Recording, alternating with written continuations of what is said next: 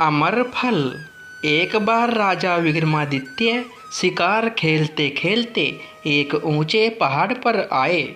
वहां उन्होंने एक साधु को तपस्या करते देखा।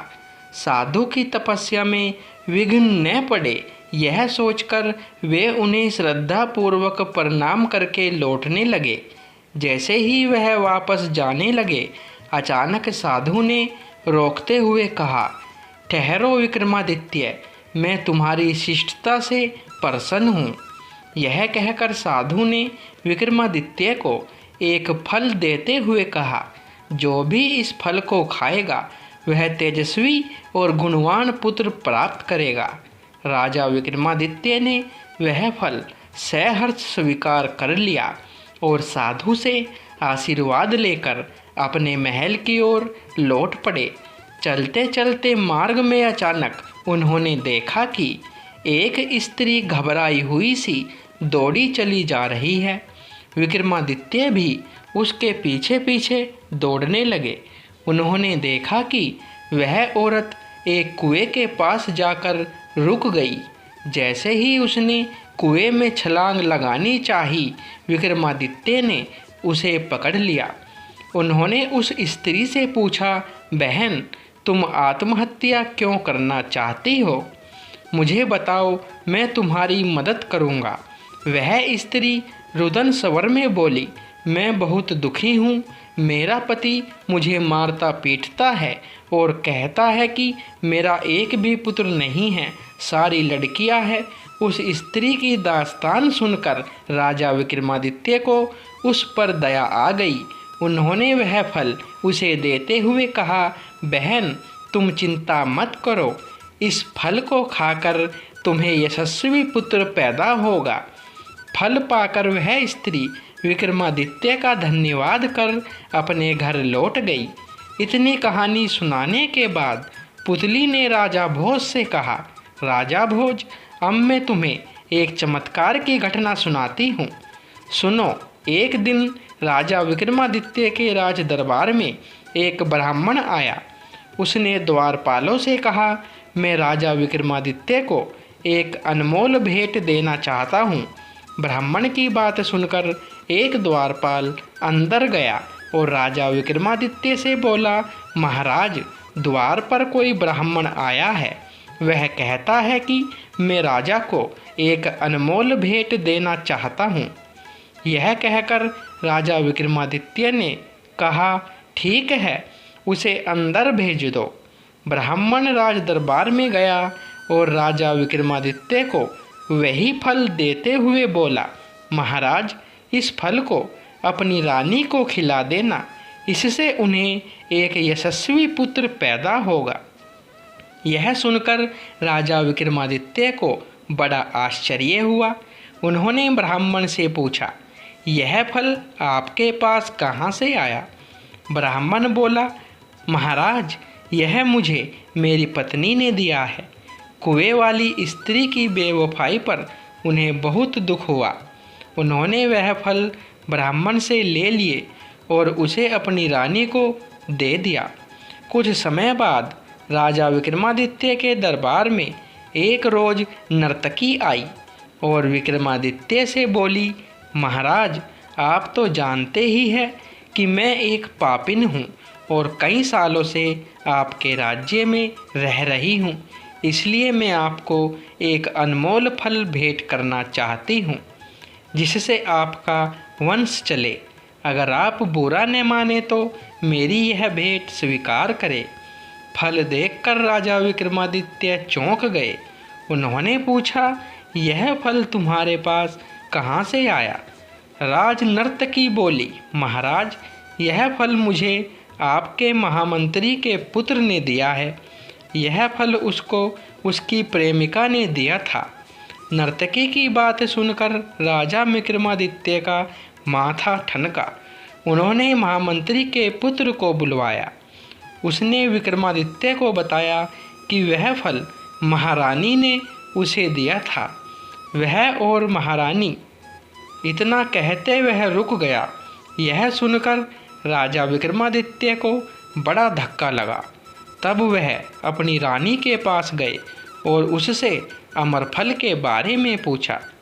रानी ने नाटक करते हुए बताया, महाराज, मैंने तो वह फल आपसे लेते ही खा लिया था।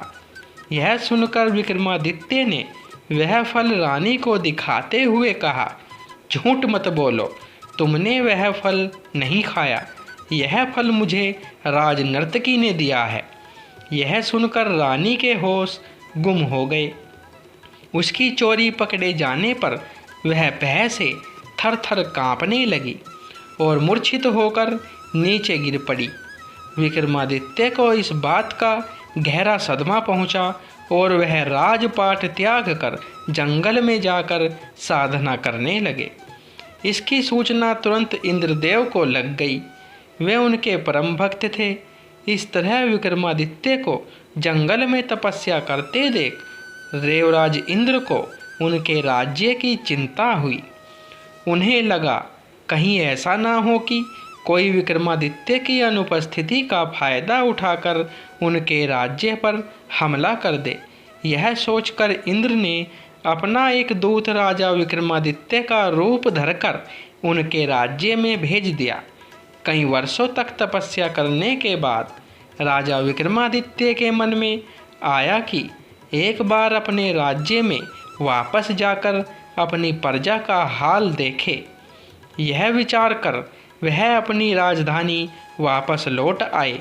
जैसे ही वह अपने महल के द्वार पर पहुँचे, देवदूत ने उन्हें रोक कर पूछा, कौन हो तुम? राजा विक्रमादित्य ने कहा, मैं इस राज्य का राजा विक्रमादित्य हूँ, लेकिन तू कौन है? देवदूत बोला, मैं यहाँ का राजा अगिया बेताल हूँ। यह सुनकर राजा विक्रमादित्य बोले, अगर तू इस राज्य का राजा है तो मुझे युद्ध में परास्त करके दिखा। देवदूत ने राजा विक्रमादित्य की चुनौती स्वीकार कर ली। इस युद्ध में विक्रमादित्य ने देवदूत को पराजित कर दिया। तब पराजित देवदूत ने कहा, मैं मान गया हूँ महाराज, आप ही राजा विक्रमादित्य हो, क्योंकि मुझे पराजित करना आम मनुष्यों की वश की बात नहीं है। आज से मैं आपके अधीन हूँ। जब भी आपको मेरी आवश्यकता पड़े मुझे याद कर लेना, मैं फौरन आपके सामने हाजिर हो जाऊँगा। लेकिन जाने से पहले मैं आपको एक बात से सावधान करना चाहता हूँ। विक्रमादित्य ने पूछा, ऐसी कौन सी बात है बेताल? बेताल बोला, राजन, तुम्हारा एक दुश्मन तुम्हारे राज्य में आ पहुँचा है। वह आपका पिछले जन्म का शत्रु है। इस समय वह योग और सिद्धि के द्वारा अपनी शक्ति को बढ़ा रहा है और आपको मारने की योजना बना रहा है। अगर उससे पहले आपने उसे मार दिया तो वर्षों तक आप पर कोई विपत्ति नहीं आएगी। यह कहकर वह देवदूत आकाश मार्ग से उड़ गया। राजा विक्रमादित्य के वापस आते ही राज्य में खुशियाँ मनाई गई। जब विक्रमादित्य ने अपनी रानी के बारे में जानना चाहा तो उन्हें ज्ञात हुआ कि उनकी बेवफा रानी ने आत्महत्या कर ली है। पत्नी को भुलाकर विक्रमादित्य ने पुनः राजपाट संभाला और राज्य का सभी काम सुचारू रूप से चलने लगा। कुछ दिनों बाद विक्रमादित्य के दरबार में एक योगी आया। उसने राजा को एक फल दिया। उसे हाथ में लेते ही उस फल के 2 टुकड़े हो गए। उस फल के 2 टुकड़ों के बीच से एक बेशकीमती लाल निकला। राजा विक्रमादित्य ने योगी से उस लाल का कारण पूछा तो उसने बताया, राजन, यह हमारी संस्कृति है कि राजा वैद्य और सन्यासी के द्वार पर कभी खाली हाथ नहीं जाना चाहिए। यह सुनकर विक्रमादित्य बोले, योगी राज, मैं इस भेंट के बदले में आपको क्या दूं? योगी ने कहा, राजन, अगर आप मुझे कुछ देना चाहते हैं तो मेरे निवास पर अकेले आकर मुझसे मिले। राजा विक्रमादित्य ने योगी को वचन दे दिया। वचन पाकर योगी राजा को अपना पता ठिकाना बताकर वहाँ से चले गया। अगले दिन अपने वायदे के अनुसार राजा विक्रमादित्य योगी के निवास स्थान पर पहुँच गए। उस समय योगी एक मंत्र को सिद्ध कर रहा था। राजा विक्रमादित्य के पूछने पर योगी बोला, राजन, मैं जो मंत्र सिद्ध कर रहा हूँ उसे सिद्ध करने में एक ऐसे शव की आवश्यकता पड़ेगी जो यहाँ से बहुत दूर एक शमशान पर एक पेड़ पर उल्टा लटका हुआ है। बेताल नामक उस मुर्दे को लाना कोई हंसी खेल नहीं है। अगर आप उस शव को यहाँ मेरे पास ले आओ तो मेरे ये सिद्धि पूर्ण हो जाएगी। विक्रमादित्य योगी को वचन देकर शव को लाने के लिए शमशान की ओर चल पड़े।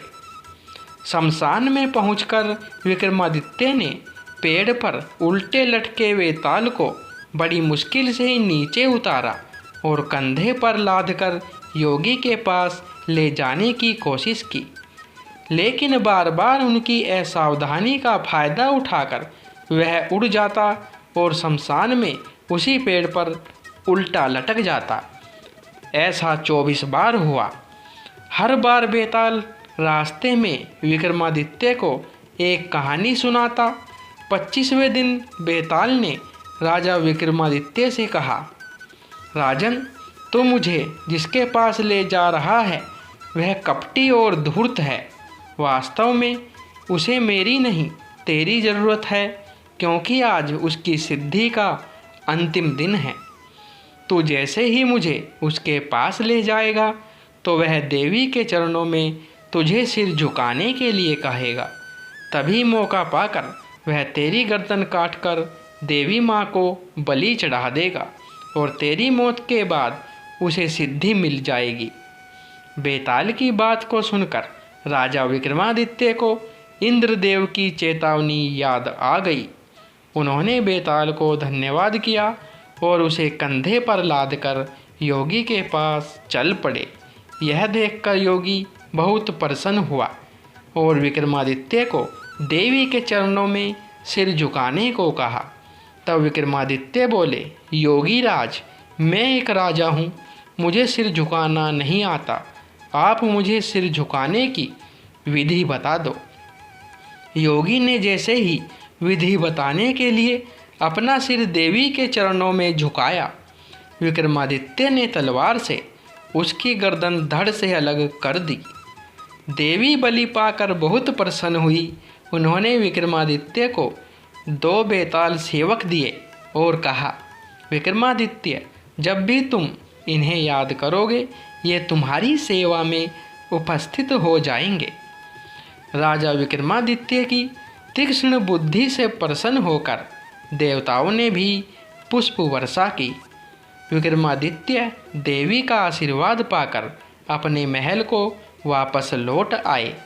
यह कथा सुनकर पुतली बोली, राजा भोज, यह थी विक्रमादित्य की शौर्य गाथा। अब तुम खुद निर्णय करो। अगर तुम में राजा विक्रमादित्य जैसे गुण हैं तो तुम इस सिंहासन पर बैठने के अधिकारी हो, अन्यथा नहीं। यह कहकर दूसरी पुतली भी वहाँ से अदृश्य होकर सिंहासन पर जाकर अपने स्थान में समा गई। राजा भोज को कुछ समझ में नहीं आ रहा था, इसलिए उन्होंने दूसरे दिन भी सिंहासन पर बैठने का विचार त्याग दिया और वापस अपने शयन कक्ष में लौट गए। दोस्तों, ये वीडियो आपको पसंद आई हो तो वीडियो को लाइक, शेयर और चैनल को सब्सक्राइब करें। धन्यवाद दोस्तों।